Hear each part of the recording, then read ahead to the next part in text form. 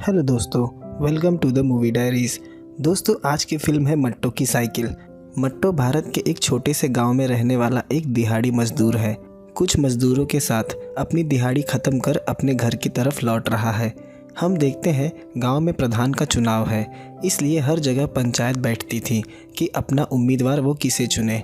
वहीं हर बार की तरह नेताओं के खोखले वादे, नल लगवा देंगे, सड़कों की मरम्मत हो जाएगी, अस्पताल बनेंगे, बच्चों के लिए मुफ्त शिक्षा व्यवस्था होगी। मट्टो उस गांव में किसी से कोई मतलब नहीं रखता, बस अपने काम से काम रखता। बिल्कुल सीधा, जो कभी किसी का बुरा नहीं चाहता। घर पर पत्नी थी और दो बेटियां नीरज और लिम्का। कच्चा मकान था, ईंटों से घिरा हुआ, पर जो भी था मट्टो अपनी ज़िंदगी में काफ़ी खुश था। सुबह शाम बस लोग अलग अलग पार्टी के मोर्चे लेकर नारे लगाते हुए गांव से गुजरते। पत्नी बोली, आज दिन में तो चटनी भात से ही काम चलाना होगा, आलू की सब्जी शाम में। मट्टो एक दिहाड़ी मजदूर था, काम का भरोसा नहीं, कभी मिलता तो कभी नहीं। घर पर पैसों की तंगी थी। उसी गांव में एक शख्स है जो कि चुनाव में खड़ा था, सिकंदर चौधरी, जो कि एक एक्स आर्मी ऑफिसर रह चुका है। लोग उसे बेहतर समझते हैं, जानते हैं। ये शख्स शायद उनकी तकलीफ़ को महसूस कर सकता है, और अगर सिकंदर जीत जाए तो इस गांव की छवि बदल जाएगी, जो विकास की तरफ तेज़ी से आगे बढ़ने लगेगा। उस गांव के लोगों का उसे समर्थन भी था। इस बात से यह तय था कि इस बार प्रधानी का चुनाव तो सिकंदर ही जीतेगा। सामने खड़ी भीड़ से उसने कई वादे किए। इस गांव के थाना परिषद का हाल काफ़ी तंग है। यहाँ अस्पताल मीलों दूर, बच्चों के लिए विद्यालय, सारी शर्तों पर उसने हामी भरी। वो किसी की बातों का अपमान नहीं करेगा। पर्चे तो बड़े छपवा रखे थे। चुनाव में जितना ज़्यादा प्रचार होगा उतनी जीतने की उम्मीद बढ़ जाएगी। मट्टो भी सिकंदर के समर्थन में था। वो आकर सिकंदर के यहाँ बैठा। मट्टो ने दोनों बेटियों की पढ़ाई छुड़वाकर उन्हें घर पर बिठा दिया है। उसे लगता है स्कूल में यहाँ कोई पढ़ाई नहीं होती। बड़ी बेटी नीरज की शादी की चिंता उसे खाई जाती है, पर बिना दहेज के शादी कर पाना तो समझो नामुमकिन सा लगता है। पैसों से हालात इतनी तंग थी कि वो दहेज की एक फूटी कौड़ी नहीं दे सकता। वहीं विलेज में एक कल्लू पंचर वाला है। कल्लू और मट्टो का जिगरी यार थे। मट्टो हर रोज़ अपनी साइकिल की मरम्मत वहीं करता, पर कल्लू उससे कोई पैसे न लेता। वहाँ फिर बात छिड़ गई कि वोट किसे जाएगा इस बार। मट्टो ने बिना वक्त गवाए सिकंदर का नाम लिया। वहीं पास बैठे राजेश ने कहा कि सिकंदर अगर जीत गया तो इस गांव की छवि बदल जाएगी। राजेश पेशे से एक वकील है। हम देखते हैं सिकंदर चुनाव जीत चुका। मट्टो की खुशी का ठिकाना नहीं। पूरी तरह से मगन होकर वो झूमने लगा। मट्टो हर रोज़ साइट पर देरी से पहुंचता, जिससे उसे ठेकेदार की सुननी पड़ती। पर इसमें दोष मट्टो की साइकिल का है, जो चलते चलते बंद पड़ जाती। काफ़ी पुरानी हो चुकी है। इतने पैसे नहीं कि नई साइकिल ले सके, क्योंकि उससे ज़रूरी काम अभी भी घर में पड़े थे। उसी गांव में मट्टो की बगल के घर में एक लड़का रहता है, सोनू। मट्टो की बड़ी बेटी नीरज को काफ़ी पसंद करता है। नीरज को भी सोनू काफ़ी पसंद है। आज मट्टो अपनी बड़ी बेटी नीरज के रिश्ते के लिए आया था। रिश्ता कॉन्ट्रैक्टर के पहचान से था, पर उन लोगों को दहेज में एक बाइक चाहिए, जो मट्टो के बस की बात नहीं। मट्टो को देखकर सीधा साफ था कि इस रिश्ते के लिए उसके मन में ना है। आते वक्त उसकी साइकिल एक कार से टकरा गई। साइकिल का पहिया टेढ़ा हो गया। ऊपर से उस गाड़ी वाले ने 4 गालियाँ दी, वो अलग। वो साइकिल को कल्लू के पास ले गया। उसने साइकिल ठीक तो कर दी, पर बताया अब इसकी उम्र ख़त्म हो रही है। अगली बार ख़राब हो तो कबाड़ी में बेच देना, मरम्मत होनी मुश्किल है। यहाँ मट्टो आज हुई घटना की अलग ही तस्वीर पत्नी को दिखा रहा है कि उसने कार वाले को 4 बात सुनाई और वो डर कर वहाँ से भाग गया। रोज़ के पैसों की तंगी से परेशान मट्टो को समझ में नहीं आता कि खुद के लिए एक साइकिल ले या फिर दहेज के लिए पैसे इकट्ठा करे। दूसरे दिन सवेरे मट्टो शौच के लिए गया था। तभी उसकी बगल वाला लड़का मट्टो को गाड़ी से लेने आया, क्योंकि उसकी पत्नी की हालत काफ़ी गंभीर है। उसने घर जाकर देखा, उसकी पत्नी खटिए पर पड़ी दर्द से कराह रही है। उसके पेट में जोरों का दर्द उठ रहा था। यहाँ पता चला कि उसकी पत्नी को स्टोन की समस्या है, और ये दूसरी बार था। मट्टो पत्नी को साइकिल के पीछे बैठाकर अस्पताल ले गया। गांव में एक छोटा सा दवाखाना था। उस डॉक्टर ने सलाह दी कि इन्हें शहर ले जाओ, वहीं इलाज ठीक से हो पाएगा। बगल में रहने वाले सोनू के पिता से मट्टो ने कुछ पैसे उधार ले लिए। क्योंकि शहर में इलाज के पैसे चाहिए थे। उसके बाद सोनू अपनी गाड़ी से उन्हें शहर लेकर गया। छोटे टेस्ट तो उस सरकारी अस्पताल में हो जाएंगे, बाकी अल्ट्रासाउंड उन्हें बाहर से करवाना होगा। शहर का सरकारी अस्पताल, जहां भीड़ मानो हज़ारों में हो। अस्पताल में लोगों की सुविधाओं का प्रबंध नहीं के बराबर और ना ही पर्याप्त बेड्स हैं और टेस्ट के लिए मशीनरी नहीं। इसी भाग दौड़ में मट्टो काम पर भी नहीं जा पा रहा और ऊपर से कर्ज और जिम्मेदारी बढ़ती ही जा रही है। आते वक्त मट्टो की साइकिल फिर से ख़राब हो गई। उसने सोचा नई साइकिल का इंतज़ाम पहले करना होगा। वो गांव के एक सेठ के पास गया। उसने 2 से 3 हज़ार की मांग की, क्योंकि पत्नी के ऑपरेशन में सारे पैसे खर्च हो गए। उसने उधार देने से मना कर दिया, क्योंकि मट्टो की पहले के 3 किश्तें आनी बाकी थी। रात मंदिर पर बैठ काफ़ी सोच विचार किया। सुबह जाकर उसने अपनी पत्नी के कान के झुमके बेच दिए, जो कि चांदी के झुमके थे। शायद इससे थोड़ी बहुत मदद हो जाए। महंगाई इतनी कि फल खरीदने के लिए भी उसे कई बार सोच विचार करना पड़ रहा था। 3 दिन हो गए उसे काम पर गए। अब तक तो कॉन्ट्रैक्टर ने उसकी जगह दूसरे मजदूर को रख लिया होगा। अभी नीरज की शादी की बात चल ही रही थी कि इस बीमारी ने उन्हें एक और कर्ज में डुबा दिया। हम देखते हैं प्रधान ने अपने लिए नई बुलेट ले ली है। शायद जनता से किए वादों से पहले उन्हें खुद से किए वादों को पूरा करना सही समझा। पूरे 1,80,000 की गाड़ी थी। चुनाव से पहले सिकंदर जब भी मट्टो को देखता तो उसे बुलाकर पास बैठाता, पर आज उसे मट्टो से बात करने की फुर्सत नहीं। मट्टो को पानी की काफ़ी समस्या थी। घर के आसपास एक भी नल नहीं। सिकंदर ने कहा ज़रूर लग जाएगा। मट्टो उसकी इस बात को सुन काफ़ी खुश हुआ।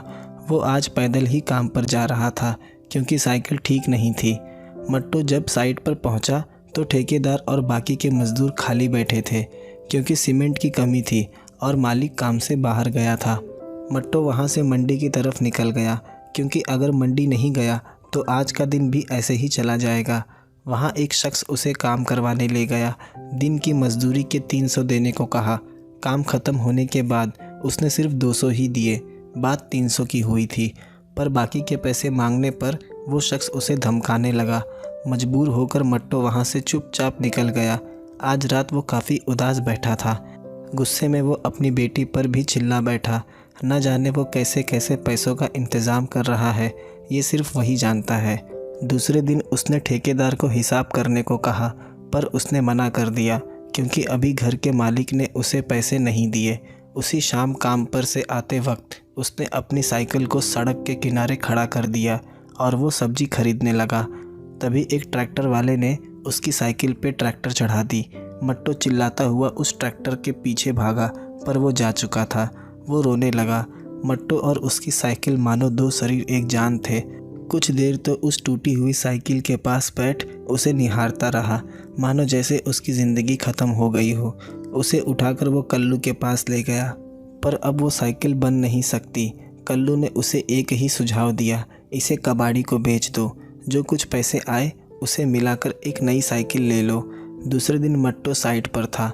पैसे न होने की वजह से अब तो उसने खाना खाना भी बंद कर दिया था। सिर्फ रात में एक बार खाता था। दुकान पर साइकिल का दाम पूछा तो उसने 3,800 बताए। ये उसकी उम्मीद से कई ज़्यादा थे। शाम वो पैदल ही घर आया। दिन भर भूखे पेट काम करने की वजह से वो काफ़ी थक जाता।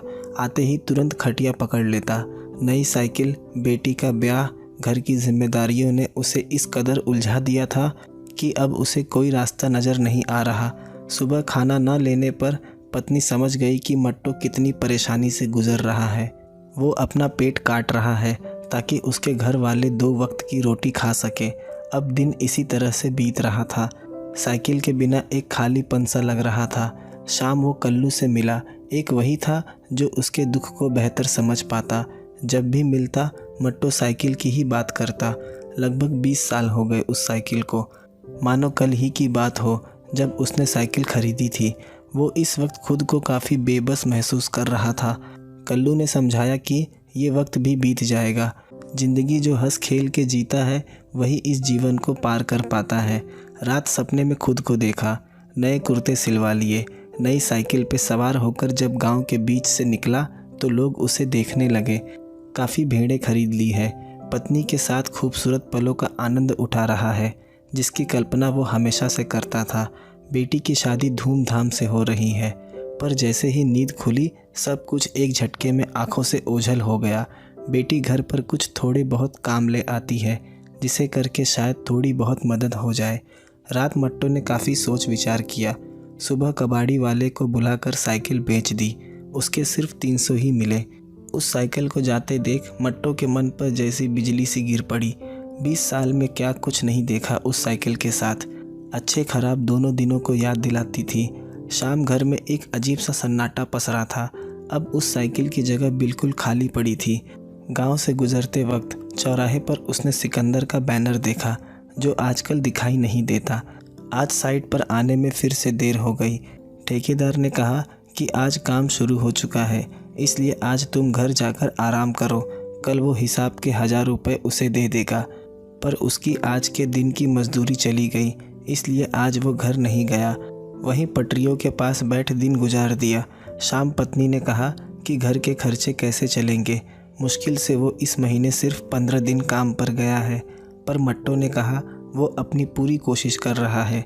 नीरज ने अपने जमा किए हुए कुछ पैसे लेकर मट्टो को दे दिए। शायद साइकिल लेने में उसकी मदद हो जाए। वो कुछ 680 रुपये थे जो उसने काम करके जमा किए थे। दूसरे दिन वो कल्लू को लेकर शहर गया। वहाँ दुकान पर उन्होंने कुछ पैसे देकर और कुछ पैसे उधार कर दिए, जिसे मट्टो अगले महीने चुका देगा। उस दिन वो काफ़ी खुश था। उसकी साइकिल जैसे हवा से बातें कर रही हो। चेहरे पर वही खुशी फिर लौट आई जो कहीं खो सी गई थी। उसने कल्लू को धन्यवाद दिया, क्योंकि एक वही था जो हर वक्त मुसीबत में भी उसके साथ खड़ा रहा। यहाँ घर पर भी लोगों की खुशी का ठिकाना न रहा। उस साइकिल की पूजा की गई। दूसरे दिन से काम शुरू हो गया। आते वक्त सांझ हो गई। शाम वहाँ से गुजरते वक्त कुछ लोग खेतों में छिपे थे। उन्होंने उससे साइकिल छीन ली और उसे मारा भी। उसने साइकिल को बचाने की काफ़ी कोशिश की, पर बचा नहीं सका। उसने उनका पीछा किया, पर वो किस तरफ निकल गए उसे पता ही नहीं चला। वो सड़क के दूसरी तरफ रोता हुआ आया। वहाँ एक कांस्टेबल ड्यूटी पर था। मट्टो ने उसे बताया कि कुछ लोगों ने उसकी साइकिल चुरा ली। अगर वो उसके साथ चलेगा तो वो लोग मिल जाएंगे।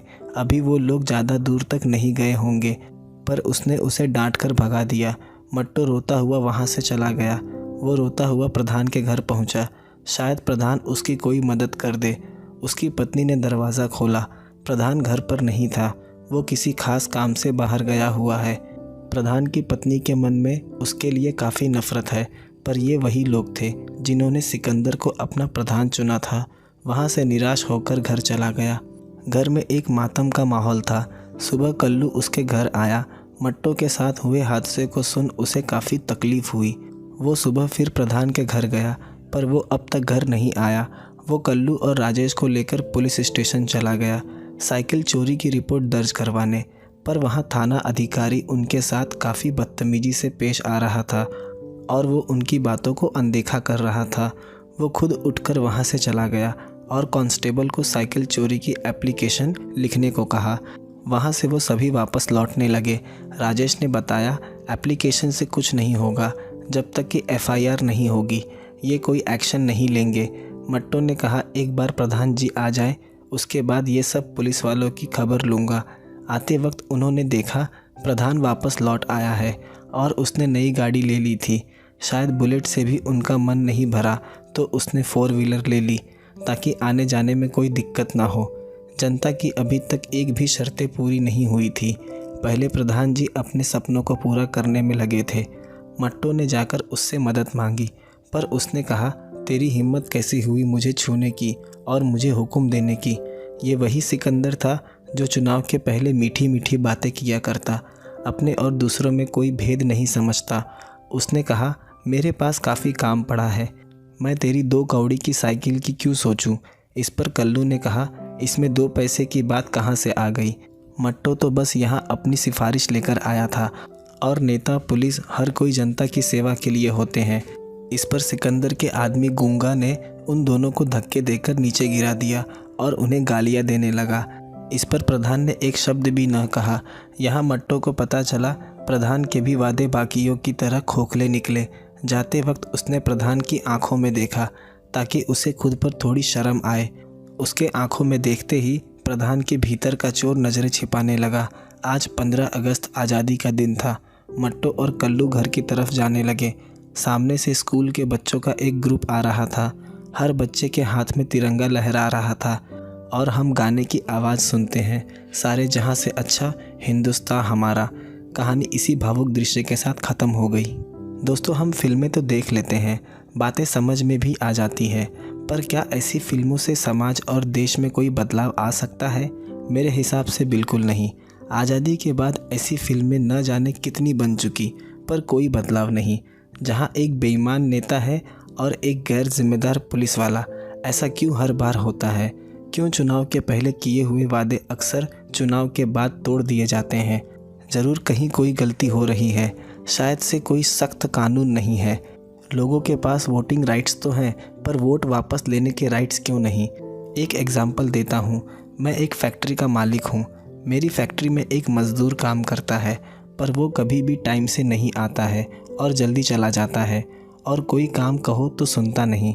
मैंने एक दिन फ़ैसला किया और उसे काम से निकाल दिया, क्योंकि मेरे पास सारे रिकॉर्ड्स हैं। मैं एक लीगल तरीके से उसे टर्मिनेट कर सकता हूँ। मुझे इस बात का पूरा हक है। शायद आपको मेरी बात थोड़ी समझ आ गई होगी, पर क्या ये मुमकिन है? बिल्कुल मुमकिन है। राइट्स टू रिकॉल एक्ट, जो हमें बड़े से बड़े पद पर बैठे अधिकारी को उसके पद से हटाने की ताकत देता है, और ये पावर होती है जनता के हाथ में। फिर चाहे वो सीएम हो, आईएएस हो या हेल्थ मिनिस्टर हो। अस्पताल तो बन जाते हैं, पर उसमें इलाज की सुविधा नहीं, ना ही डॉक्टर्स हैं इलाज के लिए। विद्यालय तो बन जाते हैं, पर ना ही उसमें शिक्षा है और ना ही शिक्षक।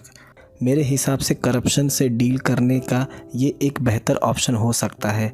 शायद भारत में कुछ लोग हैं जिसे राइट टू रिकॉल के बारे में पता होगा। विकिपीडिया पर right to recall laws in India के बारे में संक्षेप में जानकारी ले सकते हैं।